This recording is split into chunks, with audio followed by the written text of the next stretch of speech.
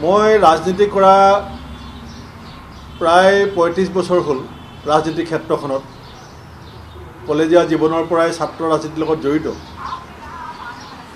কিন্তু কালি যিটো মনোবেদনা পাইছোঁ, কালি মই এটা অনুশোচনা হৈছে যে মই ৰাজনীতিলৈ আহিব নালাগিছিল নেকি, ৰাজনীতিলৈ অহাটো ভুল সিদ্ধান্ত আছিল নেকি।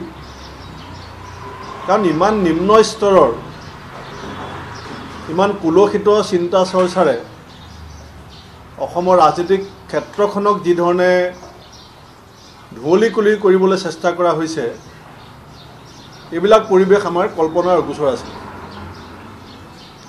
যিজন তৰুণ গগৈ ডাঙৰীয়াৰ আঙুলিত ধৰি হিমন্ত বিশ্ব শৰ্মা ডাঙৰীয়া অসমৰ ৰাজনীতিত পৰিচিত হৈছিলে,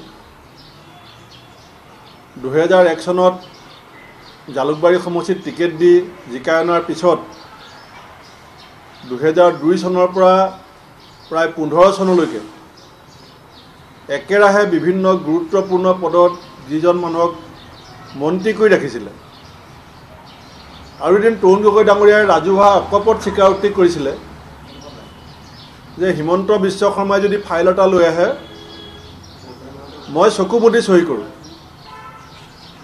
সেই মানুহজন জীয়াই থাকোঁতে হিমন্ত বিশ্ব শৰ্মা ডাঙৰীয়াই মুখ্যমন্ত্ৰী হোৱাৰ লালসাত কংগ্ৰেছ দলটোৰ ভিতৰত যিখিনি কৰিলে, সেয়া সকলোৰে বিদিত আৰু জ্ঞাত। মই এইখিনি ব্যাখ্যা কৰাৰ প্ৰয়োজন নাই।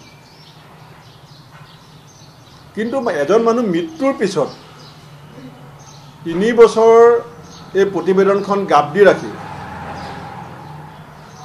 যি ধৰণে তৰুণ গগৈ ডাঙৰীয়াক জনমানসত কুলসিত কৰিবৰ কাৰণে চেষ্টা কৰা হৈছে, মই ভাবোঁ যে ৰাজনৈতিকভাৱে প্ৰতিদ্বন্দ্বী হওক, শত্ৰু হওক, মৃত্যুৰ পাছত এনেকৈ হিমন্ত বিশ্ব শৰ্মা ডাঙৰীয়াক বাদ দি বেলেগ কোনোবাই কাৰোবাক খেদি ফুৰিছে বুলি মোৰ মনত নধৰে আৰু মোৰ মনত নাই।